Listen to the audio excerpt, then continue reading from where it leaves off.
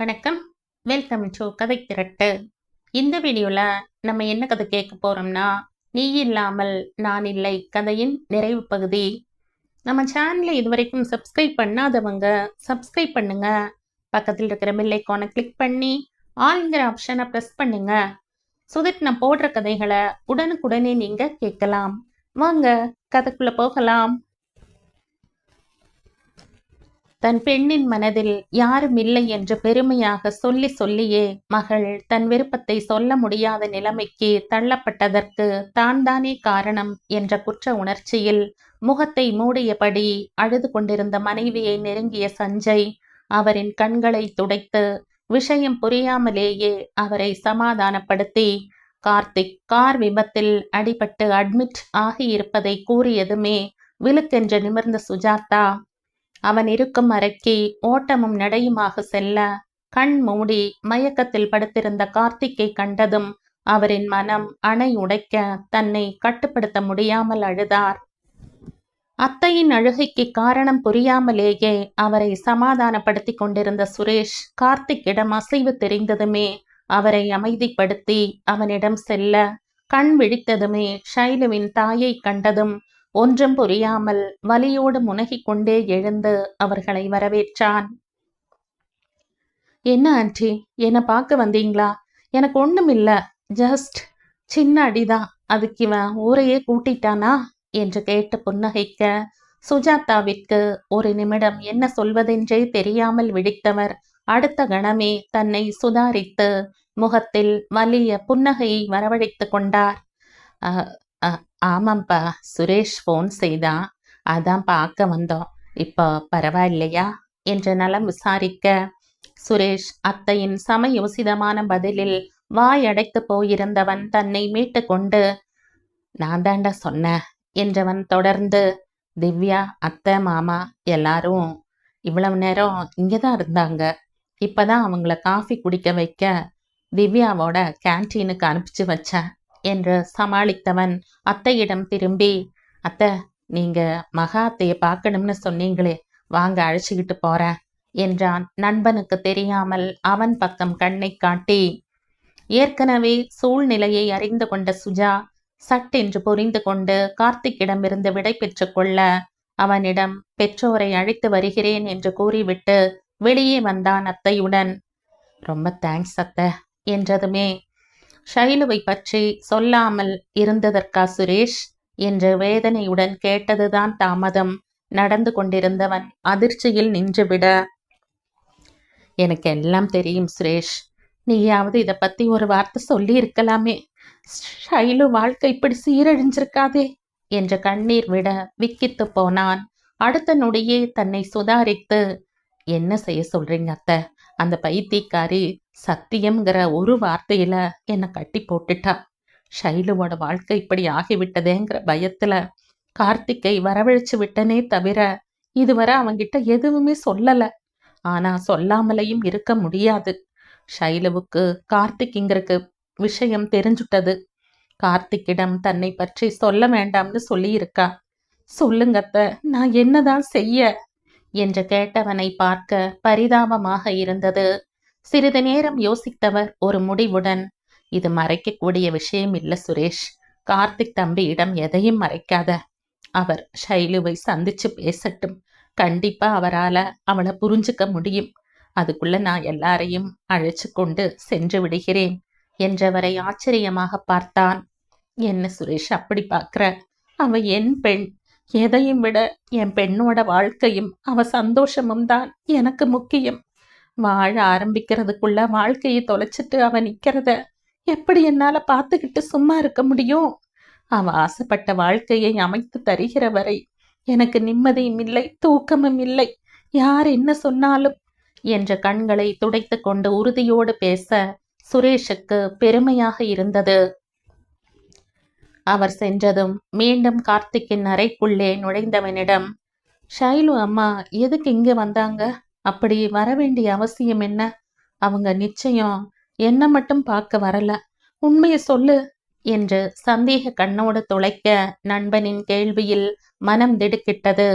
அவனுக்கு ஜூஸ் போடும் சாக்கில் திரும்பி நின்று, ஹேய், உன்னைத்தான் பார்க்க வந்தாங்க. இல்லைன்னா அவங்க இங்க வர வேண்டிய அவசியம் என்ன இருக்கு என்று அவனின் பாணியில் திருப்பி கேட்டான். அதை சிறிதும் நம்பாமல், இஸ் இட்? எங்க? அதை என் முகத்தை பார்த்து சொல்லு என்ற கட்டிலில் இருந்து எழுந்து வந்து சுரேஷை முரட்டுத்தனமாக தன் பக்கம் திருப்ப, ஏற்கனவே கார்த்திக்கின் கேள்வியில் ஆடி போயிருந்தவன் கார்த்திக்கின் எதிர்பாராத செயலால் நிலை குலைந்து தன் உணர்ச்சிகளை அடக்க முடியாமல் கண்கள் கலங்கிவிட, சொல்லுடா, என் ஷைலுவுக்கு என்னடா ஆச்சு? அவ உயிருக்கு என்று ஆரம்பித்தவன் பாதியிலே நிறுத்தி, சொல்லுடா என்று மீண்டும் வெறி பிடித்தவன் புளிய மர மாதிரி சுரேஷை உலுக்கினான். அதற்கு மேல் எதையும் மறைக்க முடியாமல் நடந்தவற்றை கடகடவென்று கொட்ட ஒரே ஒரு நிமிடம்தான் அதிர்ந்தான். அடுத்த நொடி புயல் போல விருட்டென்று கிளம்பியவன் சுரேஷ் கெஞ்சி தடுத்தும் கேளாமல் ஷைலுவின் அறைக்கு செல்ல, விக்கியை துணைக்கு வைத்துவிட்டு வீட்டுக்கு கிளம்பி கொண்டிருந்த எல்லோரும் கார்த்திக்கின் திடீர் வருகையால் ஒன்றும் புரியாமல் அதிர்ந்து நின்றார்கள். உக்கிரத்துடன் அவன் ஷைலுவின் கட்டிலின் அருகே செல்வதை சஞ்சய் தடுக்க எத்தனிக்க, அவரின் கையை பிடித்து தடுத்த மனைவியை புரியாமல் நோக்கினார். மயக்கம் தெளிந்ததிலிருந்து அழுதழுது ஓய்ந்ததினால் முகம் வீங்கி உடல் சோர்வடைய களைப்புடன் கண்மூடி படுத்திருந்தவளை அறையில் நிலவிய திடீர் நிசப்தம் தாக்க, சோம்பலாக கண் திறந்தவள் தன் எதிரே கோபாவேசத்தோடு நின்று கொண்டிருந்த கார்த்திக்கை கண்டதும் அவளின் பெரிய விழிகள் பீதியில் மேலும் அகல, கார்த்திக் என்று திக்கியபடி பயத்துடன் சிரமத்துடன் எழ முயற்சி செய்தவளை தடுத்து, ஏண்டி இப்படி செஞ்ச என்று உருமினான் கோபாவேசத்தோடு. இதுவரை கார்த்திக் கோபப்பட்டு பார்த்ததில்லை என்பதால் சர்வமும் அடங்கி கோழி குஞ்சாய் நடுங்க, என்றவளுக்கு பேச முடியாமல் தொண்டை அடைத்து கொள்ள, கையெடுத்து கும்பிட்டவளின் கன்னங்களில் கண்ணீர் ஆறாக வழிந்தோடியது. தன் பலத்தை எல்லாம் ஒன்று திரட்டி, உங்களுக்கு துரோகம் பண்ணிட்ட, என்ன மன்னிச்சிடுங்க என்பதற்குள் மீண்டும் வார்த்தைகள் தொண்டைக்குள் சிக்கிக்கொள்ள முகத்தை மூடிக்கொண்டு அழுதாள். விஷயம் தெரிந்தவர்கள் தவிர மற்றவர்களுக்கு இது புது விஷயமாயிருக்க, ஆச்சரியம் பிளஸ் கலவரத்துடன் கவனித்துக் கொண்டிருந்தவர்கள் விஷயம் புரிந்து சஞ்சய் மனைவியின் முகத்தை கேள்வியாக நோக்கி, அப்போ நம்ம ஷைலு கார்த்திக்க என்று மேலே பேச முடியாமல் நிறுத்தியவருக்கு சுஜா கண்களை மூடி திறந்து ஆமாம் என்று தலையசைக்க, சஞ்சய் குற்ற உணர்ச்சியில் தளர்ந்து போய் அமர அவரின் தோள்களை ஆதரவாக அழுத்தினார். அழுது கொண்டிருந்தவளின் கைகளை பிரித்தெடுத்த கார்த்திக், நான் எனக்கு துரோகம் செஞ்சதை கேட்கல, எதுக்கடி விஷம் குடிச்ச? உனக்கு ஏதாவது ஒன்று ஆகியிருந்தா என் நிலைமை என்ன என்று அதே ஆவேசத்துடன் கேட்க, அவனின் கேள்வியில் ஷைலு உட்பட எல்லோருமே ஆடிப்போக அதிர்ச்சியின் உச்சத்திற்கு சென்றார்கள். கார்த்திக் கோபமாக உள்ளே நுழைந்ததிலிருந்து பயத்தில் சுரேஷின் கையை பிடித்து கொண்டு நின்றிருந்த விக்கிக்கு கார்த்திக்கின் கேள்வி இனிய அதிர்ச்சியை கொடுக்க, தான் ஆண் பிள்ளை என்பதை மறந்து அவன் கண்களில் கண்ணீர் தாரை தாரையாக வழிய சுரேஷோ சிலையாக சமைந்து விட்டிருந்தான். கேன்டீன் போய்விட்டு திரும்பி வந்தவர்கள் ஷைலுவின் அறையில், அதுவும் எல்லோரும் இருக்கும் பொழுதே தன் மகன் ஷைலுவுடன் பேசிக் கொண்டிருப்பதை கண்டதும் பதை பதைத்து போய் உள்ளே நுழைய முற்பட்டவரை வெளியே நின்று இதையெல்லாம் கவனித்துக் கொண்டிருந்த நல்லி அவரின் கையை பிடித்து, விடுங்க பேசட்டும் என அமைதியாக கூற, மகா அவளை வேற்று கிரகத்து மனுஷி போல ஏற இறங்க பார்த்தார். தன்மேல் கார்த்திக் வைத்திருக்கும் காதல் அவளை பலவீனமாக்க பதில் சொல்ல திராணியற்று, இன்னுமா என்னை நேசிக்கிற என்ற ரீதியில் வெறித்து பார்க்க, அவனே தொடர்ந்து, எனக்கு தெரியும் இந்த மாதிரி ஏதாவது ஏடா கூடம் நடக்கும்னு தெரியும், ஆனா இவ்வளவு சீக்கிரம் நடக்கும்னு தெரியாது. அப்படி உனக்கு கல்யாணம் ஆகி போயிருந்தா கூட எனக்கு இந்த அளவு பாதிப்பு இல்லடி. நீ எங்கேயும் நல்லா இருக்கேன்னு மனசு தேத்திக்கிட்டு உன் நினைவுல வாழ்நாள் முழுவதும் வாழ்ந்துடுவ. ஆனா உன்னையே அழிச்சுக்க எப்படிடி உனக்கு மனசு வந்தது? நீ இல்லாத இந்த உலகத்துல நானும் இருப்பேன்னு எப்படி நினைச்ச என்று கேட்க, ஷைலுவின் இவரின் காதலுக்கு தான் அருகது இல்லையோ என்ற நினைப்பு மேலோங்க கண்ணீர் மீண்டும் ஊற்றெடுத்தது. இல்ல, இல்ல, நான் உங்க ஷைலு இல்ல. இந்த அளவுக்கு என் மேல உயிரையே வைக்கிற அளவுக்கு எனக்கு தகுதி இல்ல. நான் ஒரு பாவி, உங்களுக்கு துரோகம் செய்தவள். என்னை உங்கள் காதலால் மூழ்கடிச்சு என்ன கொல்லாதீங்க கார்த்திக் என்று ஆவேசம் வந்தவள் போல கதற அவளின் கையை பிடித்து, யார் சொன்னது நீ எனக்கு துரோகம் செய்தேன்னு? கண்டிப்பா இல்ல. You are my Puritan Shailu என அவளின் கண்ணீரில் ஊறிய விழிகள் புரியாமல் அவன் விழிகளை ஊடுருவியது ஒரு வேகத்தோடு. ஆமாண்டா, நீ எனக்கு துரோகம் செய்யணும்னு நினைச்சிருந்தா எதுக்காக விஷம் குடிச்ச சொல்லு. என்ன தவிர வேறு யாரையும் யாருக்காகவும் ஏத்துக்க முடியாம தானே விலை மதிக்க முடியாத உன் உயிரையே மாய்த்து கொள்ள துணிஞ்ச என்ற கேள்விக்கு அவளின் தலை அனிச்சை செயலாக தலையாட்ட, தட்ஸ் இட். இந்த முடிவு உன் முழு மனசோட எடுத்ததில்ல. ஒரு பயத்துல பெற்றவர்களுடைய கௌரவத்தை காப்பாற்ற எடுத்த முடிவு. அதுக்கு நீ எந்த விதத்திலும் பொறுப்பல்ல. அது மட்டுமில்லை, உன் வாழ்க்கை துணை என்னை தவிர வேறு யாரும் இல்லை என்பதை உணர்த்தத்தான் இதெல்லாம் நடந்திருக்கு என்று அவளை சமாதானப்படுத்த ஒரு நிமிடம் வழக்கம் போல அவன் பேச்சில் மயங்கி ஊமையானாள். அடுத்த நொடியே விழித்து கொண்டு, இல்ல, இனி நான் உங்களுடையவள் இல்லை. நான் வேறொருத்தரின் மனைவி. அதற்கு இதோ இந்த தாலிதான் சாட்சி. ப்ளீஸ் கார்த்திக், நான் உங்கள் காதலுக்கு தகுதியானவள் இல்லை. என்னை விட உங்களுக்கு அருமையான பெண் கிடைப்பாள் என்று சொல்லி முடிப்பதற்குள் அவனின் கை அவளின் கன்னத்தில் இடி மாதிரி இறங்கியது.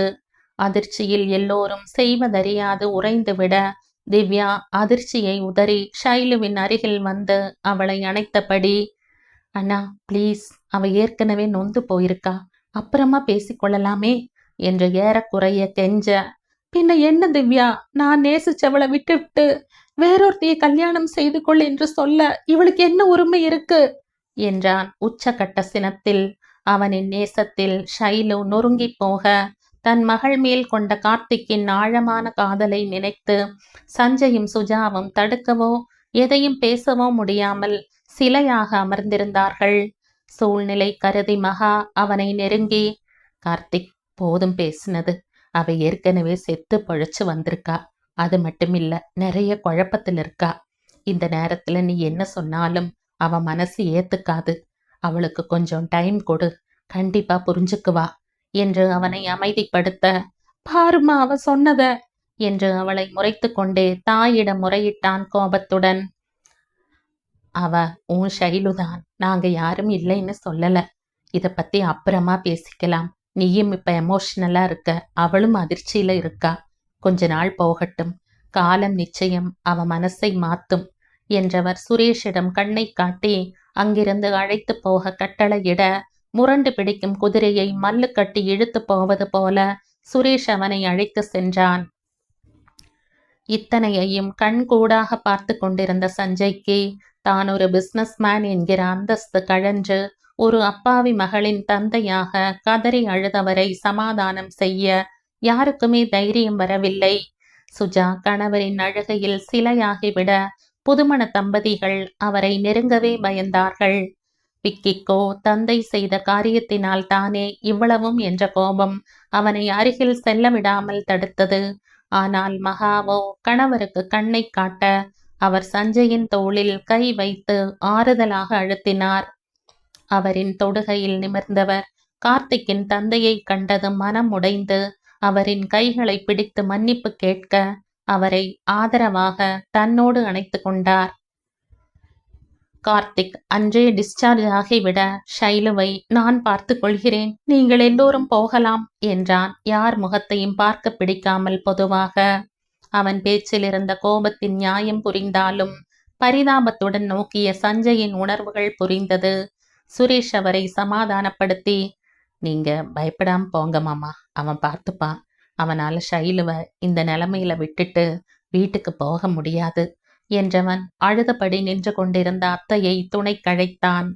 அவரும் கணவரிடம் சுரேஷின் வார்த்தைகளையே வழிமொழிய கண்களை இறுக மூடி தன்னை நிலைப்படுத்தி ஒரு பெருமூச்சை வெளியேற்றியவர் கார்த்திக்கை நோக்கி செல்ல சுரேஷ் பயந்து அவரை தடுக்க எத்தனிக்க சுஜா அவனின் கை பிடித்து தடுத்து, விடு சுரேஷ் என்றார் மயான அமைதியுடன். கார்த்திக்கின் பேச்சால் அழுதழுது நிலை குலைந்து அதன் விளைவாக மீண்டும் மயக்கத்தில் சென்றவளின் முகத்தையே ஒரு தவம் போல கை கட்டி கொண்டு பார்த்திருந்தவனின் தோளை மென்மையாகத் தொட அவரின் தொடுகையில் தவம் கலைந்த ரிஷி போல உக்கிரத்துடன் திரும்பியவனிடம், ஐ எம் சாரி கார்த்திக், உங்க 2 பேரோட விஷயமும் எனக்கு தெரியாது. தெரிஞ்சிருந்தா இந்த அளவு விஷயம் போயிருக்காது. யார் என்ன சொன்னாலும் சரி, இனி இவ உங்க ஷைலுதான். நாங்க யாரும் குறுக்க வரமாட்டோம் என்ற வாக்கு கொடுக்க மீண்டும் அவனின் பார்வை சலனம் இல்லாமல் ஷைலுவின் பக்கம் திரும்பிக் கொள்ள ஆயாசத்தோடு மனைவியை அழைத்து கொண்டு விடுவிடுவென்று வெளியேற மற்றவர்களும் அவரை பின்தொடர்ந்தனர். மயக்கம் தெளிந்தவள் தன் எதிரே கார்த்திக்கை கண்டதும் ஒரு நொடி முகம் மலர்ந்தது. ஆனால் அடுத்த நொடியே தன் நிலை புரிந்து முகம் இறுகிவிட அவனிடம் பேச பிடிக்காமல் முகத்தை திருப்பிக் கொண்டு ரகசியமாக கண்ணீர் வடித்தாள். அவளிடம் பேச முயற்சித்தாலும் ஷைலு ஒத்துழைக்க மறுத்ததாலும் கார்த்திக் விடுவதாக இல்லை. 2 நாள் கழித்து ஷைலு டிஸ்சார்ஜ் ஆகி சென்றுவிட அவளை தினமும் வீட்டில் சென்று பேச முயற்சி செய்தவனிடம் முகம் கொடுத்து பேசாமல் ஒதுங்கி செல்வதும், சிரிப்பே மறந்து போன மாதிரி எப்பொழுதும் விட்டத்தையே வெறித்து கொண்டிருப்பதும், யாரிடமும் பேசாமல் சரியாக சாப்பிடாமல் தனக்குள்ளே நத்தையாக ஒடுங்கிக் கொள்வதும் பெற்றவர்களுக்கு வேதனையாக இருந்தது. மருத்துவமனையில் இருந்து திரும்பி வந்த தங்கிக்கு தேவையானதை செய்து அவளை கண்ணும் கருத்துமாக கவனித்து கொண்ட 2 சகோதரிகளின் மனமாற்றம் பெற்றவர்களின் மனதிற்கு இதமாக இருந்தாலும் இவர்களின் பாசத்தை பெறுவதற்கு ஷைலு தன் வாழ்க்கையையே விலையாக கொடுத்ததைத்தான் அவர்களால் தாங்க முடியாமல் போனது. இதற்கு நடுவில் சிபியின் கடைசி காரியத்தன்று ஷைலுவுக்கு செய்ய வேண்டிய சடங்கை செய்ய பெரியவர்கள் அழைக்க சுஜாதா ரௌத்ரமாக அவள் கழுத்தில் கட்டியிருந்த மஞ்சள் கயிற்றை கழட்டி பாலில் போட்டு கொடுத்து, இதோடு உங்களுக்கும் என் பெண்ணுக்கும் உண்டான பந்தம் அருந்து போச்சு. ஏற்கனவே அவ கண்ணாடி சில்லா செதறி போயிருக்கா. மேலும் அதுல கல்ல விட்டெறிஞ்சு அவளை ரணமாக்காதீங்க பிளீஸ் என்று கெஞ்சலாக, அதே சமயம் உறுதியாக சொல்லிவிட விஜயகுமார் தம்பதிகளுக்கு பேச்சே வராமல் தலை விதியை நொந்து கொண்டே மன்னிப்பு கேட்டுவிட்டு விலகி சென்றார்கள். சாதனாவும் நல்லியும் ஊருக்கு கிளம்பிய முதல் நாளன்று ஷைலுவிடம் மன்னிப்பு கேட்டு நடந்ததை மறந்துவிட்டு கார்த்திக்கை ஏற்றுக்கொள்ள அன்பாக எடுத்துரைக்க அவர்களின் பேச்சிற்கு பதில் சொல்லாமல் பார்வை வேறெங்கோ பதிந்திருப்பதைக் கண்டு வேதனையான பெருமூச்சுடன் அரை மனதுடன் ஊருக்கு கிளம்பி சென்றார்கள். மாதங்கள் பல உருண்டோடியும் பெற்றோர் சுரேஷ் தம்பதிகள், விக்கி, கார்த்திக், அவனின் பெற்றோர்கள் என்று மாற்றி மாற்றி எடுத்து கூறியும் எல்லோரிடமும் அமைதி காத்த ஷைலுவால் லாவண்யா அத்தையிடம் மட்டும் தன் மௌனத்தை தொடர முடியவில்லை. அவளிடம் தனிமையில், கார்த்திக்கை எதுக்கு ஏத்துக்க மறுக்கிற ஷைலு? அந்த பிள்ளை என்ன தவறு செஞ்சது என்று அவரிடம் பேசாமல் ஒதுக்கி போற என்றவரை அடிபட்ட பார்வை பார்த்தாள். நான் ஒரு ராசி இல்லாதவ அத்தை. என் மேல ஆசைப்பட்டு தாலி கட்டிய சிபிக்கு என்ன ஆனதுன்னு உங்களுக்கு தெரியாதா? அதே மாதிரி கார்த்திக்குக்கும் ஆகிவிட்டால் என்று மேலே தொடர முடியாமல் நிறுத்தியவள் உடலை சிலிர்த்து, எனக்கு நினைச்சு பார்க்கவே பயமா இருக்கு. என் கார்த்திக் எங்கிருந்தாலும் நல்லா இருக்கணும் என்று கலங்கியவளை கண்டு நெஞ்சம் குமைந்தது. முட்டாள் மாதிரி பேசாத ஷைலு. சிபிக்கு இருந்த குறையை மறைச்சு உன் தலையில கட்டப்போக என்னென்னமோ நடந்து போச்சு. அதுக்கு நீ எப்படி காரணமாவ? நீ நினைக்கிற மாதிரி எல்லாம் நடக்காது. நீங்க 2 பேரும் பல்லாண்டு காலம் நன்றாகத்தான் இருப்பீங்க என்று சமாதானம் கூற ஏனோ அவளின் மனம் அதை ஒப்புக்கொள்ள மறுத்தது. இதை கார்த்திக்கிடம் கூற அவன் ஒரு நாள் மாலை எப்பொழுதும் போல தன் அறையில் விட்டத்தை நோக்கியபடி அமர்ந்திருந்தவளின் முன் சில பேப்பர்களை விசிறி அடிக்க என்னவென்று புரியாமல் நிமிர்ந்தவளின் பார்வை கோபத்துடன் நின்றிருந்த கார்த்திக்கின் மேல் நிலைத்தது. இது சிபியின் மெடிக்கல் ரிப்போர்ட்ஸ். அவனுக்கு ஏற்கனவே ஹார்ட் ப்ராப்ளம் இருந்திருக்கு. அவனுக்கு பலகீனமான இதயம். அவனால் அதிக சந்தோஷத்தையோ துக்கத்தையோ தாங்கிக் கொள்ள சக்தி இல்லை. ஏற்கனவே உன்னை பெண் கேட்டு வந்திருக்கிறான். அப்போ உன் அப்பா சுரேஷை காரணம் காட்டி மறுத்ததினால் அந்த ஏமாற்றத்தை தாங்க முடியாமல் மயங்கி விழுந்திருக்கான். அப்பொழுதுதான் அவனுக்கு இப்படி ஒரு பிரச்சனை இருக்குன்னு தெரிய வந்தது. சில நாட்கள் கழித்து உனக்கே அவனை பேசி முடிக்க மகனின் பலவீனம் தெரிந்தும் அவனை பெற்றவர்கள் அரக்கத்தனமாக உன் தலையில் கட்ட பார்த்திருக்கிறார்கள். மீண்டும் நீ கிடைத்த சந்தோஷத்தை தாங்கும் சக்தி அவன் இதயத்திற்கு இல்லாமல் போக அதன் விளைவு சிபியின் மரணம் என அவளுக்கு உண்மை புரிய வைக்க வேண்டும் என்ற ஆவேசத்தில் நீளமாக பேசி முடிக்க ஷைலுவின் விழிகள் எவ்வித சலனமும் இல்லாமல் தழைந்தது. அவள் அருகில் மண்டியிட்டு, புரிஞ்சுக்க ஷைலு, நீ ராசி இதாள் இல்லாதவள்னு யார் சொன்னது? அவனின் தலைவிதி, அவன் போய் சேர்ந்துட்டான். அதுக்கு நீ எந்த விதத்திலும் காரணம் இல்லை. இதற்கு மேலேயும் உனக்கு எப்படி நான் புரிய வைப்பேன் என்று மன்றாட ஷைலு தன் முடிவிலேயே உறுதியாக நின்றாள். அவளை தன் வழிக்கு கொண்டு வர முடியாது என்று உணர்ந்த கார்த்திக் ஒரு நாள் மாலை கல்யாண பத்திரிகையுடன் வந்து அவளிடம் நீட்டி, இனி உன் வழியில நான் வரமாட்டேன். இந்த வாழ்க்கைதான் உனக்கு சாசுவதம்னு நினைச்சா அதை மாத்திர சக்தி எனக்கு இல்லை. நீ ஆசைப்பட்டபடி எனக்கு வேறொரு பெண்ணோடு அடுத்த வாரம் திருமணம் என்றதும் அதுவரை கடனே என்று அவன் முகத்தை ஏறிட்டு பார்க்காமல் அமைதியாக கேட்டுக்கொண்டிருந்தவள் அவனுக்கு கல்யாணம் என்றதும் திருவிழாவில் தொலைந்து போன சிறுமி மாதிரி திகைத்து போனாள். அவளின் பார்வை கார்த்திக்கின் மனதில் இரத்தத்தை கசிய வைக்க வேதனையை உள்ளடக்கி, உன் ஆசைப்படியே நான் வேறொரு பெண்ணை திருமணம் செய்து கொள்கிறேன், ஆனா ஒரு கண்டிஷன் என்று நிறுத்தினான். அழுகை இதோ வந்து விடுவேன் என்று பயமுறுத்த தன் உணர்ச்சிகளை கட்டுப்படுத்தி நிமிர்ந்து பார்த்தவளின் விழிகளோடு உறவாடி, என் திருமணம் முடிகிற வரை நீ ஏன் கண் பார்வையில இருக்கணும் என்றதும் மீண்டும் திக்கென்று விழிக்க, இல்லைனா நானும் உன்ன மாதிரியே இப்படியே இருந்துடுவேன் என்றவன் மிரட்டலாக அடுத்த நொடி வில்லில் இருந்து புறப்பட்ட அம்பு மாதிரி விடுவிடுவென்ற வாசல் கதவு வரை சென்று நின்று திரும்பி, நீ வரணும், வர்ற என்று அழுத்தமாக கூறிவிட்டு செல்ல ஷைலு செய்வதறியாது பனி சிற்பமாய் உறைந்து போனாள். கார்த்திக்கின் இந்த முடிவை யாராலும் குற்றம் சொல்ல முடியாமல் தங்கள் மகளின் தலைவிதி அவ்வளவுதான் என்று நொந்து போய் சுஜா கடவுளே கதி என்றிருக்க விக்கிக்கு வீடே நரகமாக இருந்தது. அதிகமாக சிரிக்கவில்லை என்றாலும் புன்னகை தவழும் முகத்தோடு இருந்த தமக்கை இன்று அதை இருந்த இடம் தெரியாமல் தொலைத்துவிட்டு எப்பொழுதும் எதையோ பறி கொடுத்த மாதிரியே வளைய வருவதைக் கண்டு அவனும் அவளை சிரிக்க வைக்க பல வழிகளில் முயற்சி செய்தும் பலன் இல்லாமல் போனது. அதுவும் கார்த்திக் பத்திரிகை கொடுத்துவிட்டு போனதிலிருந்து ஷைலுவுடைய நடமாட்டம் மிகவும் ஒடுங்கிவிட எப்பொழுதும் அவளின் அறையே கதி என்றிருக்க சுஜாவுக்கு அழுவதை தவிர வேறெதையும் செய்ய முடியாத நிலைமையில் இருந்தார். சஞ்சய் பிசினஸை கவனிக்க சென்று விட்டால் அவருக்கு ஓரளவு வேலையில் கவனம் திரும்பிவிடும். ஆனால் வீட்டிற்கு திரும்பினால் வீட்டின் நிசப்தமும் சிறிய பெண்ணின் ஓய்ந்த முகமும் அவரை சாப்பிட விடாமல் தூங்க விடாமல் செய்யும். மருத்துவமனையில் இருந்து வீட்டுக்கு வந்த நாள் முதல் அவளை பார்க்க தினமும் வந்து கொண்டிருந்த கார்த்திக்கின் வருகையும் அவனின் கல்யாணத்தை முன்னிட்டு நின்றுவிட ஷைலு எதையோ இழந்த மாதிரி உணர்ந்தாள்.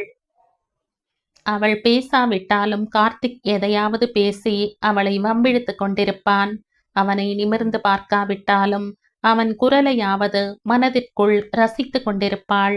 இப்பொழுது அதுவும் இல்லாததால் அவன் குரலை கேட்க முடியாமல் தவிப்பேற்பட அதையும் வெளியில் சொல்ல முடியாத நிலை கொடுமையாக இருந்தது.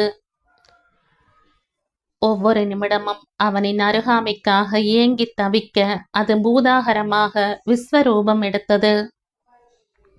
கல்யாணத்தின் முதல் நாள் எல்லோரும் பெண் அழைப்பிற்கு கிளம்ப ஷைலு தான் வரவில்லை என்று வீட்டிலேயே தங்கிவிட சுஜாதாவுக்கு அதற்கு மேல் வற்புறுத்த பிடிக்காமல் கணவர் மகனுடன் கிளம்பி சென்ற சில மணித்துளிகள் கழித்து சுரேஷ் வந்து, உன்னை கார்த்திக் அழைத்து வர சொன்னான் என்று கூறி அவள் மறுத்தும் கேளாமல் வற்புறுத்தி அழைத்து சென்று விட்டான். ஷைலு பெண்ணிற்கு நலங்கு சுற்றுவதை ஒரு ஓரமாக அமர்ந்து சடங்குகளை வேடிக்கை பார்த்து கொண்டிருக்க அவள் மண்டபத்திற்கு வந்து விட்டாள்னு தெரிந்ததும் ஜானவாசத்தை கேன்சல் செய்துவிட்டு உள்ளே வந்த கார்த்திக்கை பெண்ணின் பக்கத்தில் அமர வைத்து நலங்கு சுற்ற அதுவரை சலனமே இல்லாமல் கடமையே என்று பார்த்து கொண்டிருந்தவள் கார்த்திக்கின் பக்கத்தில் இன்னொரு பெண்ணை பார்த்ததும் அவளின் உள்ளம் அதை ஏற்றுக்கொள்ள முடியாமல் தவிக்க, மேலும் கார்த்திக்கின் பார்வை வேறு, அவளையே அடித்து வைத்த மாதிரி அவள் மேலேயே இருக்க, அவனை பார்க்க முடியாமலும் பார்க்காமல் இருக்க முடியாமலும் தவித்து போனாள். மைசூர் சில்க் சாரியில் நீண்ட பின்னலை மறைத்து கழுத்து வரை மூடிய சேலையும் சுத்தமாக மேக்கப்பே இல்லாமல் பால் நிலா போலிருந்த முகத்தில் நெற்றியில் இருப்பதே தெரியாதவாறு சிறு விபூதி கீற்றோடு ஒரு அழகிய சோக சித்திரமாக இருந்தவளின் மேலிருந்த கண்ணை அகற்ற பிடிக்காமல் அவளையே பார்வையால் விழுங்கிக் கொண்டிருந்தான். அவனின் பார்வையை தாங்க முடியாமல் அங்கிருந்து எழுந்து செல்ல நினைத்து முயற்சி செய்தவளை நோக்கி கார்த்திக் வேகமாக வர, ஷைலு வேகமாக மண்டபத்தின் பின்பக்கம் ஓடி ஒளிந்தாள்.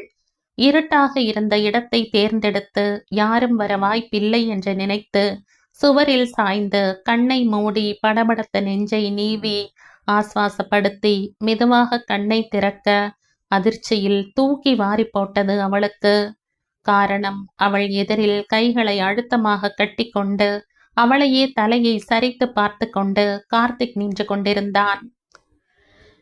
நான் என இழுத்தவள் மேலே பேச தைரியமில்லாமல் மண்டபத்தின் உள்ளே செல்ல எத்தனிக்க, ஒரு நிமிஷம் ஷைலு என்றான் அழுத்தமாக.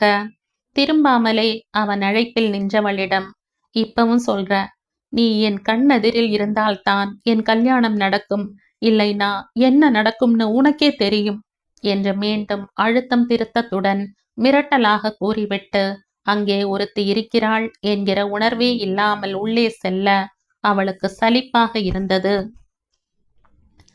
என்ன வாழ்க்கை இது? எப்பொழுதும் அடுத்தவர்களுக்காக பயந்து பயந்து என் நிம்மதியையும் வாழ்க்கையையும் தொலைத்து கொண்டிருக்கிறேன். இதற்கு எப்பொழுதுதான் முடிவு கிடைக்கும் என்று அலுப்பு தோன்றிய அதே வினாடி கார்த்திக் எப்பொழுது இப்படி ஒரு கல் நெஞ்சக்காரராக மாறி போனார் என்று நினைத்த வினாடி வாழ்க்கையே வெறுத்து போன மாதிரி இருக்க, மீண்டும் அதே இடத்தில் அமர்ந்து மீன் தரையில் துடிப்பதைப் போல ஷைலு நெஞ்சம் துடிக்க கார்த்திக்கிற்கு வேறொரு பெண்ணோடு சடங்கு நடப்பதை பார்த்து கொண்டிருந்தாள்.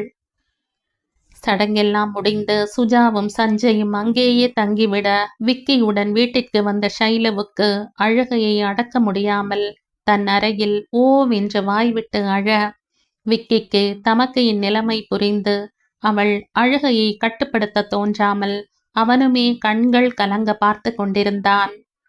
அழுதழுது கண்ணீர் வற்றி போய் தரையில் அமர்ந்து கட்டிலில் தலையை சாய்த்தபடி விளக்கை கூட போடாமல் இருட்டில் தன் எதிர்காலத்தை துழாவிக் கொண்டிருந்தவள் அறையில் திடீரென்று வெளிச்சம் பரவியது. வெளிச்சத்தை உணர்ந்து யார் விளக்கை போட்டதென்று திரும்ப வாசற்படியில் கார்த்திக்கை கண்டதும் அதிர்ச்சியில் எழுந்தவளின் பார்வை கடிகாரத்தை நோக்கி பாய்ந்து மீண்டும் கார்த்திக்கின் முகத்தில் நிலைத்தது. நானே சொல்றேன், இப்ப மணி 5, இங்க இந்த நேரத்துல எனக்கு என்ன வேலைன்னு தானே கேக்குற என்று கேட்டுக்கொண்டே அவளை நெருங்கியவன், என் கண்டிஷன் தெரியும் தானே, இன்னும் 1/2 மணி நேரத்துல எனக்கு கல்யாணம், ஆனா நீ இன்னும் மண்டபத்துக்கே வரல என்று குற்றம் சாட்டினான். தன் மன போராட்டத்தை மறைத்து, சாரி, என்னை மாதிரி பெண்கள் எல்லாம் இந்த மாதிரி நல்ல விஷயத்துக்கு வரக்கூடாது என்று முடிந்தவரை அமைதியுடன் கூற சற்றும் அலட்டி கொள்ளாமல், பொய், அப்புறம் ஏன் மண்டபத்துக்கு வரல என்று மீண்டும் கிளிப்பிள்ளை மாதிரி அதே கேள்வியிலேயே நிற்க, உண்மை அதுதான் என்றாள் ஒரு அழுத்தத்துடன். சரி, நம்பிட்ட, இப்போ உண்மையை சொல்லு, ஏன் மண்டபத்துக்கு வரல என்று மீண்டும் அதே கேள்வியை கேட்க ஷைலுவின் பொறுமை அவளை கைவிட, என்னால வர முடியாது, வரவும் மாட்டேன், நீங்க இன்னொரு பெண்ணுக்கு சொந்தமாகிறத பார்க்கிற சக்தி எனக்கு இல்ல, போதுமா என்றாள் கதறலுடன். அவள் அருகில் நெருங்கி, அப்படி வா வழுக்கி என்றவன், என் மேல இவ்வளவு காதலை வச்சுட்டு ஏண்டி இத்தனை நாள் நடிச்ச? எனக்கு தெரியும் உன்னால என்னை விட்டு தர முடியாதுன்னு, பின்ன எதுக்காக இப்படி ஒரு பிடிவாதம் என்றான் கடுமையாக. விழிகள் மடை திறக்க, என்னை எதுவும் கேட்காதீங்க, உங்க கல்யாணத்துக்கு வர சொல்லி என்ன சித்திரவதை செய்யாதீங்க, பிளீஸ் கார்த்திக், எங்கிருந்து போயிடுங்க என்று கையெடுத்து கும்பிட்டு கெஞ்சி கதற, முடியாது, நீ ஏன்னு சொல்கிற வரைக்கும் நான் இங்கிருந்து போக மாட்டேன் என்று பிடிவாதமாக அவன் கட்டிலேயே அமர்ந்து கொள்ள, ஷைலுவுக்கு ஒரு பக்கம் முகூர்த்தத்திற்கு நேரமாகிறதே என்று மனம் பதைத்தது. இன்னொரு பக்கம் அவன் இங்கிருந்து சென்றால் இன்னொரு பெண்ணிற்கு கணவனாகி விடுவான் என்றும் பரிதவித்தது. தன்னுடைய சுயநலத்திற்காக இங்கேயே பிடித்து வைக்க முடியுமா? தான் உண்மையை சொல்கிற வரை அவன் இங்கிருந்து போக மாட்டான் என்று புரிந்து கொண்டவள் ஒரு முடிவுடன் அவன் முகத்தை பார்க்காமல், நான் உண்மையை சொன்னா நீங்க போயிடுவீங்களா? அழாக்குறையாக கேட்க, சு, சொல்கிற உண்மையை பொறுத்து என்றான் அமர்த்தலாக. கொஞ்சம் கூட ஈவிரக்கமே இல்லாமல் அவனுடன் வார்த்தைக்கு வார்த்தை மல்லு கட்டி அழுத்து போய், நான் ஒரு ராசி இல்லாதவள் கார்த்திக். என் கழுத்துல நீங்க உங்க கையால தாலி கட்டினா அடுத்த நிமிஷம் சிபிக்கு ஏற்பட்ட அதே நிலைமைதான் உங்களுக்கும். உங்களை இழக்க என்னால் முடியாது. அதனால் தான் சொல்கிறேன், பிளீஸ் போயிடுங்க என்றாள் அழுகையுடன் கெஞ்சலாக. நிதானமாக கட்டிலிருந்து எழுந்து, ஓ இவ்வளவுதானா? நான் கூட என்னமோ ஏதோன்னு நினைச்சேன். அதாவது உன் கழுத்துல நான் தாலி கட்டினா எனக்கு ஏதாவது ஆகிவிடுமோன்னு பயப்படுற, அவ்வளவுதானே என்று அவளையே திருப்பி கேட்க, எதற்கு கேட்கிறான்னு புரியாவிட்டாலும் ஷைலு ஆமாம் என்ற தலையை உருட்டினாள் வேகமாக. அப்ப ஓகே, மனதிற்கு பிடிக்காத திருமணத்தை செய்து கொண்டு அணு அணுவாக சாவதை விட உன் கழுத்தில் தாலி கட்டி உன்னை மனைவியாக்கிய பிறகு நான் இறந்து போனாலும் எனக்கு கவலை இல்லை. நீ என்ன சொல்ற ஷைலு என கூலாக கூற, அவனின் பேச்சில் அலறி அடித்து அவனின் வாயை தன் கையால் மூடினாள். ஐயோ, தயவு செஞ்சு இன்னொரு தடவை இப்படியெல்லாம் பேசாதீங்க கார்த்திக், என்னால தாங்க முடியல என்று கதற அவளின் கையை எடுத்து தன் கைக்குள்ளே சிறைப்படுத்தி, பின்ன நீ பேசுனது மட்டும் சரியா? நான் மட்டும் கல்யாணம் செய்து கொண்டு நிம்மதியா இருப்பேன்னு நீ எப்படி நினைச்ச? என் மனதுக்கு பிடித்தவளோடு ஒரு நாள் வாழ்ந்தாலும் போதும். அதை விட வேற எதுவும் எனக்கு வேண்டாம். உன்னாலேயும் என்னை வேறொருத்திக்கு விட்டு கொடுக்க முடியாது. உன் இடத்தில் என்னாலேயும் வேறொருத்தியை நினைச்சு கூட பார்க்க முடியாது. எனக்கு மனைவி என்று ஒருத்தி வந்தால் அது நீயாகத்தான் இருக்க முடியும் என்று அழுத்தமாக ஆனால் ஆணித்தரமாக பேச பேச அவனின் பேச்சில் ஷைலுவின் உறுதியெல்லாம் தூள் தூளாக உடைந்தது. இருந்தும் கார்த்திக்கின் உயிரோடு விளையாடுவதில் உடன்பாடில்லாமல் அவனை ஏற்றுக்கொள்ள தயங்கி அழுது கொண்டிருந்தவளை தன் பக்கம் திருப்பி, நான் உயிரோடு இருப்பதும் இல்லாமல் போவதும் உன் கையில தான் இருக்கு. இந்த கல்யாணம் நடந்தாலும் நான் பணத்துக்கு சமம்தான். நீயே நல்லா யோசிச்சு ஒரு முடிவெடு என்று எமோஷனலாக லாக் செய்ய, அதற்கு மேல் அவனை தவிக்க விட மனம் இல்லாமல் கார்த்திக் என்ற கதறலோடு அவன் மார்பில் தஞ்சமடைந்தாள். ஒரு நிமிடம் ஆனந்த அதிர்ச்சியில் திகைத்து நின்றவன் அடுத்த நொடி அவளை வாரி அணைத்து கொண்டான். சில வினாடிகள் கொஞ்சலும் கெஞ்சலும் அழுகையும் சமாதானமுமாக நேரம் கரைய அவனிடமிருந்து விலகி, கார்த்திக், உங்களுக்காக அங்க காத்திருக்கிற பெண்ணுக்கு என்ன பதில் சொல்ல போறீங்க என்றவளின் கவலையை கண்டு சட்டென்று மனம் விட்டு சிரித்தான். இந்த பட்டு தலையில ஒண்ணுமே இல்லைன்னு எனக்கு இப்பதான் புரியுது என்று கேலி செய்ய, அவனின் கேலிக்கு காரணம் புரியாமல் அவனை போலியாக முறைத்தவளிடம், ஹலோ மேடம், பத்திரிகையை சரியா பார்த்தீங்களா என புரியாமல் நோக்கியவளின் தலையில் செல்லமாக ஒரு குட்டு குட்டி, முதல்ல அது ஏன் கல்யாண பத்திரிகையே இல்ல என்று கலாட்டாவாக சிரித்தான். ஷைலுவின் விழிகள் குழப்பத்துடன் விரிந்து பரபரவென கல்யாண பத்திரிகையை தேடி எடுத்தவள் அதில் பார்வையை ஓட்ட, கார்த்திக் வெட்ஸ் நிவி என்றிருக்க மீண்டும் முகம் குழப்பமுலாம் பூசிக்கொண்டது. அவளை கிட்டே இழுத்து அணைத்து அவள் கையில் இருந்த பத்திரிகையை வாங்கி, மணமகன் அப்பா சங்கரலிங்கம் என்றிருக்கு, இவரா எங்கப்பா என்று சிரித்ததும் தான் புரிந்தது. ஆனாலும் மண்டபத்தில் சடங்கு ஜானவாசம் என்று அவள் இழுக்க, எல்லாமே நாடகம் என்று மீண்டும் சிரித்தவனிடம், அப்போ என் அப்பா அம்மாவுக்கு தெரியுமா என்று மீண்டும் குழப்பத்துடன் கேட்டவளின் கன்னத்தில் ஒரு விரலால் வருடி, இது உண்மையில என் நண்பனின் கல்யாண பத்திரிகை. உன்னிடம் எப்படி எப்படியோ பேசி பார்த்தும் பலன் இல்லாமல் போக கடைசியாக இந்த ஆயுதத்தை பயன்படுத்தினேன். எனக்கு தெரியும், உன் மனதில் அழியாத சித்திரமாக நான் இருக்கேன். ஆனால் நீ குற்ற உணர்ச்சியிலும் ராசி இல்லாதவள் என்கிற உப்பு சப்பில்லாத காரணத்திற்காகவும் உன் வாழ்க்கையை அழித்துக் கொள்வதை ஒரு முடிவுக்கு கொண்டு வரத்தான் எல்லோருடனும் சேர்ந்து இப்படி ஒரு நாடகத்தை நடத்தினேன். நான் நினைத்தபடியே எல்லாமே சரியாக நடந்து நாடகம் வெற்றிகரமாக முடிவுக்கு வந்துவிட்டது. இப்போ என் ராணி என் அணைப்பில் என்ற கட்டை விரலை தூக்கி காட்டி கண்ணடித்தான். வெட்க சிரிப்பை சிந்தி, நீங்க இங்க வந்தது எல்லாருக்கும் தெரியுமா என்று அப்பாவியாக கேட்டவளை தன்னோடு இருக்கி, உனக்கு அவங்கள பார்க்கணுமா என்று கிசுகிசுப்பாக கேட்க, புரியாமலேயே தலையை உருட்டியவளின் அணைப்பை விடாமல் ஹாலுக்கு அழைத்து வந்தான். குழுமியிருந்த தன் குடும்ப உறுப்பினர்கள், சுரேஷின் குடும்பம், கார்த்திக்கின் குடும்பம் என்ற மொத்த பேரும் கை தட்டி அவளை வரவேற்க, எதிர்பாராத இன்ப அதிர்ச்சியில் முகம் சிவக்க சிரிப்புடன் கார்த்திக்கின் தோளில் முகம் புதைத்தாள். மகளின் பழைய அழகிய சிரிப்பையும் வெட்கத்தையும் கண்ட சுஜாவிற்கு தலைகால் புரியவில்லை. தன் மகளுக்கு அவள் ஆசைப்பட்ட வாழ்க்கை கிடைத்துவிட்ட திருப்தியில் வானத்தை நோக்கி கையெடுத்து கும்பிட, கண்ணீர் கட்டுப்பாடின்றி வழிய, மகளை நோக்கி செல்ல தாயின் நெஞ்சில் நிம்மதியுடன் அடைக்கலமானாள். கார்த்திக்கிற்கு தன் நன்றியை சஞ்சய் தெரிவித்து அணைத்து கொள்ள அவனுக்குமே அவரின் வேதனை புரிந்தது.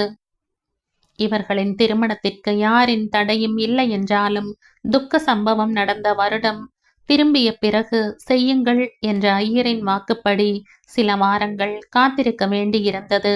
இடைப்பட்ட காலத்தில் தினமும் ஷைலுவின் வீட்டிற்கு வந்து அவளோடு பேசிவிட்டு செல்ல செல்ல மெல்ல மெல்ல பழைய ஷைலுவாக திரும்பிக் கொண்டிருந்தாள்.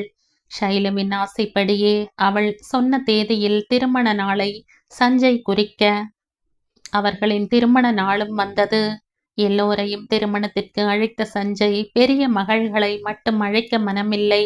அவர்களால் தானே தன் சிறிய பெண்ணின் வாழ்க்கையில் புயல் அடித்து சின்னா பின்னமாகி இப்பொழுதுதான் அவளின் வாழ்க்கை சரியாக இருக்கு என்று குமைந்த கணவரிடம் இந்த விஷயத்தை பற்றி கேட்க, இந்த கல்யாணத்தை பார்க்க அவங்களுக்கு அருகதையே இல்லை, அதான் நான் அவங்களுக்கு கொடுக்கிற தண்டனை என சுஜாவுக்கு கணவரின் பேச்சில் நியாயம் இருந்தாலும் ஊரார் கேட்டால் என்ன சொல்வதென்று குழம்பினார். அந்த கவலையை விடு சுஜா, அவங்களுக்கு லீவ் கிடைக்கலன்னு நான் சொல்லிக்கிறேன், நீ உன் வேலையை பார் என்று அடக்கிவிட, அத்தோடு சுஜாவும் அந்த விஷயத்தை கண்டு கொள்ளவில்லை. அன்று மாலை ரிசப்ஷனில் கார்த்திக் டார்க் ப்ளூ கோட்டில் ஆண்மையாக திகழ, ஷைலு ரோஜா இதழ் கலர் புடவையில் முழுவதும் வைர ஊசி வேலைப்பாடு செய்த புடவை அணிந்து பியூட்டி பார்லர் ஒப்பனையில் தேவதையாக மிளர்ந்தாள். எல்லோரையும் வரவேற்று அமர வைத்து கொண்டிருந்த சஞ்சயின் பார்வை மேடைக்கு தாவ, கல்யாண ஜோடிகளின் அழகை கண்டு மனம் கொள்ளை போனது. தன்னை மறந்து அவர்களை பார்த்து கொண்டிருந்தவர் விஸ்வநாத்தின் ஸ்பரிசத்தில் சுதாரித்து புன்னகைக்க, என்ன சம்பந்தி, பெண்ணையும் மாப்பிள்ளையையும் ரசிச்சுக்கிட்டு இருக்கீங்களா என்று கேலி செய்ய கொஞ்சம் கூட தயங்காமல் ஒத்துக்கொண்டார் பெருமிதமாக. சந்தோஷ் ஸ்வேதாவுடனும் காயத்ரி அவள் மாமாவுடனும் வர, சிவா அவன் நண்பர்களுடன் வந்திருந்தான். சுரேஷும் திவ்யாவும் எல்லோரையும் வரவேற்று உபசரிக்க லாவண்யாவின் உள்ளம் குளிர்ந்து போனது. மண்டபத்தில் ஒரு பக்கம் லைட் மியூசிக் பாடிக்கொண்டிருக்க அதை ரசித்து கொண்டே ஷைலுவிடம் சீண்டி கொண்டிருக்க, ஒரு பக்கம் வந்தவர்களை கை குலுக்கி அவர்கள் வாழ்த்தை ஏற்றுக்கொண்டு சிரித்து, இன்னொரு பக்கம் சிவா காயத்ரி மற்றும் சந்தோஷ் கிண்டலை சமாளித்து கொண்டிருந்தார்கள். கார்த்திக் மாலை மறைவில் அவளை சீண்டி கொண்டே இருக்க ஷைலுவுக்கு முகம் சிவக்காமல் தடுப்பதே பெரிய விஷயமாக இருந்தது. அடுத்த நாள் காலையில் ஒரு நல்ல நேரத்தில் கார்த்திக் அவள் கழுத்தில் மங்கள நாணை பூட்ட எல்லோரும் சந்தோஷமாக வாழ்த்தினார்கள். அன்றிரவு மகாலட்சுமி அவளை அலங்கரித்து மகனின் ரூமிற்கு அனுப்ப, கார்த்திக் ஜன்னல் பக்கம் ஸ்டைலாக சாய்ந்து கையை கட்டி கொண்டு நிற்க, ஷைலுவுக்கு கால்கள் பின்னின. ஏதோ கால்களில் இரும்பு குண்டை வைத்து கட்டியது போல் நடக்க முடியாமல் தடுமாற, அவளின் தவிப்பை சிரித்து கொண்டே ரசித்து கொண்டிருந்தான். அதற்கு மேல் முடியாது என்பது போல ஷைலு அங்கேயே நின்றுவிட, கார்த்திக் சிரிப்புடன் அவள் அருகே நெருங்க, இதழை கடித்து கொண்டே தலை கவிழ்ந்தாள் நாணத்துடன். அவள் முகத்தை ஒற்றை விரலால் நிமிர்த்த, அவள் கண்ணை திறக்காமல் மூடிக்கொள்ள முகம் சிவந்து கிடந்தது. அவளின் முகத்தை ரசனையுடன் வருடிக்கொண்டே வந்தவன் அவள் இதழில் அவனின் விரல் நின்றுவிட, அவளின் சிவந்த இதழ்களை ஆசையுடன் வருட, ஷைலுவுக்கு அதற்கு மேல் தாங்க முடியாமல் அங்கிருந்து ஓடிப்போய் ஜன்னல் அருகே நின்று விட்டாள். கார்த்திக் அங்கிருந்து நகராமல் அங்கேயே சிரித்து கொண்டு நிற்க, கொஞ்ச நேரம் கழித்து கார்த்திக் எங்கே என்று திரும்பி பார்த்தவள் அவன் குறும்புடன் சிரித்து இரு கையையும் விரித்து வா என்று கண்ணால் அழைக்கவும் ஓடி வந்து அவன் மார்பில் தஞ்சமடைந்தாள். சில வினாடிகள் கழித்து கார்த்திக் கட்டிலில் அவளை அமர வைத்து பக்கத்தில் அமர்ந்து அவள் கையோடு தன் கையை கோர்த்து கொண்டு, நம் வாழ்க்கையை இன்று துவக்க வேண்டாம் ஷைலு, உன் ஆசைப்படி கொடைக்கானலில் ஆரம்பிக்கலாமா? உனக்கு சம்மதமா என்று அவள் முகத்தை நிமிர்த்தி கேட்க, அவள் நாணத்துடன் சம்மதம் சொல்ல, கட்டிலில் இருவரும் ஒவ்வொரு மூலையில் படுத்துக்கொள்ள, கார்த்திக் தூக்கம் வராமல் தவிக்க, அவள் கையை தன் கைக்குள்ளே வைத்து கொண்டதும் அந்த நிம்மதியிலேயே தூங்கிவிட்டான். ஷைலவுக்கு அவன் அருகாமையில் இருப்பதே இன்ப அவஸ்தையாக இருந்தது. போதாததற்கு அவன் கையை வேறு பிடித்து கொள்ளவும் ரொம்ப நேரம் தூக்கம் வராமல் எப்படியோ ஒரு வழியாக தூங்கியவள் சீக்கிரமே விழிப்பு வந்துவிட்டது. கண்ணை திறந்தவள் நாம் எங்கு இருக்கிறோம் என்று பார்த்தாள். கார்த்திக் பக்கத்தில் ஆழ்ந்து தூங்கிக் கொண்டிருக்க அவன் முகத்தில் அவனுடைய வசீகர புன்னகை உறைந்து கிடந்தது. அவன் கைகளிலிருந்து தன் கையை மெதுவாக உருவியவள் அவன் தலையை அன்புடன் கோதிவிட்டு ஆசையுடன் அவன் முகத்தையே கொஞ்ச நேரம் ரசித்து பார்த்துவிட்டு கட்டிலில் இருந்து இறங்க முற்பட முடியாமல் திரும்பி பார்க்க, கார்த்திக் குறும்புடன் அவள் புடவை முந்தானையை பிடித்திருந்தான். திரும்பி பார்த்தவளை இழுத்து அணைத்து, good morning my sweet angel என்று அவள் முகத்தோடு முகம் தேய்த்துவிட்டு, எதுவும் கொடுக்காமல் போனால் எப்படி என்ற புருவத்தை ஸ்டைலாக தூக்கி கேட்க, வெட்கத்துடன் அவன் கன்னத்தில் ஒரு முத்தம் கொடுத்துவிட்டு இறங்கி ஓடிவிட்டாள் குளிப்பதற்கு. குளித்துவிட்டு கீழே வந்த மருமகளை மாமியார் அன்புடன் விசாரிக்க பதில் சொல்ல முடியாமல் முகம் சிவந்து போனது. அதை கண்டு மகா, அஞ்சலி மற்றும் சுஜா பூரித்து போனார்கள். திவ்யா கேட்டதற்கும் பதில் சொல்லாமல் அங்கிருந்து ஓடிவிட, திவ்யா சிரிக்க சுரேஷ் அவளை பார்த்து ரகசியமாக சிரித்தான்.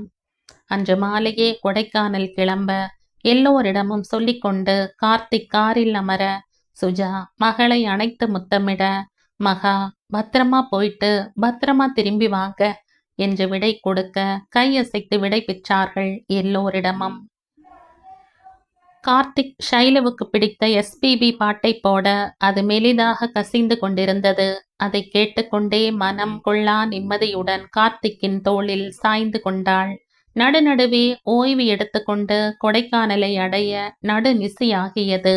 ஏற்கனவே சுரேஷ் ரூம் ரிசர்வ் செய்து வைத்திருந்த 5 ஸ்டார் ஹோட்டலை அடைந்து ரூம் கீயை வாங்கி கொண்டு ரூமுக்கு சென்றதும் கார்த்திக் அப்பாடா என்ற நின்ற வாக்கிலே மல்லாந்து படுத்து கொண்டான்.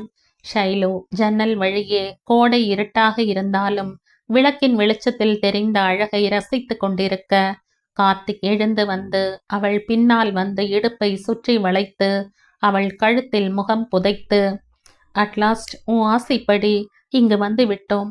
ஆனா எதுவும் சொல்லாமல் இப்படி வேடிக்கை பார்த்து கொண்டிருந்தால் என்ன அர்த்தம் என்று கிசுகிசுக்க, திரும்பி அவன் மார்பில் கை வைத்து தள்ளி, முதல்ல குளிக்கணும் என்று சிணுங்கியவள் டவல் உடையுடன் பாத்ரூமில் நுழைய கார்த்திக்கின் சிரிப்பு அவளை துரத்தியது.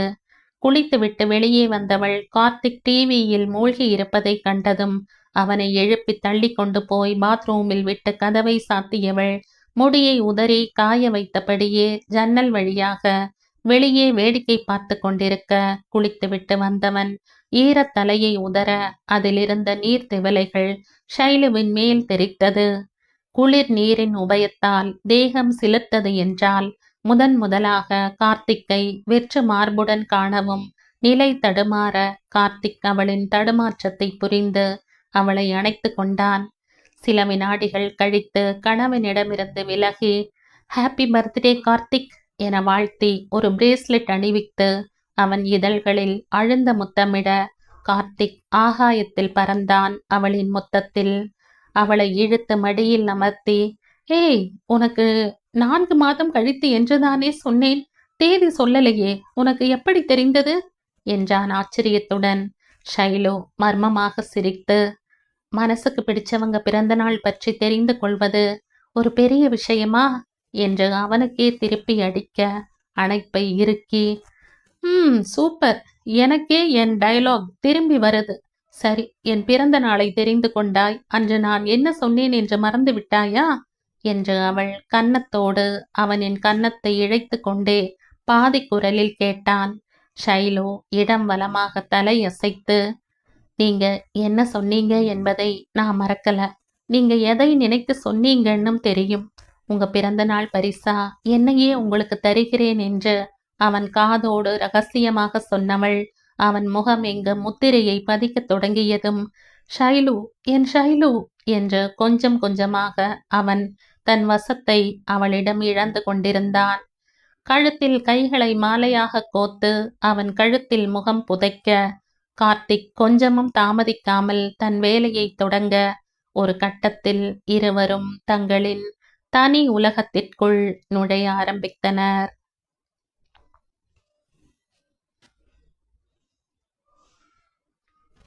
இதோடு இந்த கதை முடியுது. இந்த கதை உங்களுக்கு பிடிச்சிருந்தா லைக் பண்ணுங்க, ஷேர் பண்ணுங்க, சப்ஸ்கிரைப் பண்ணுங்க. மற்றும் ஒரு இன்ட்ரெஸ்டிங்கான கதையோட அடுத்த வீடியோல சந்திப்போம். பாய். தேங்க்யூ.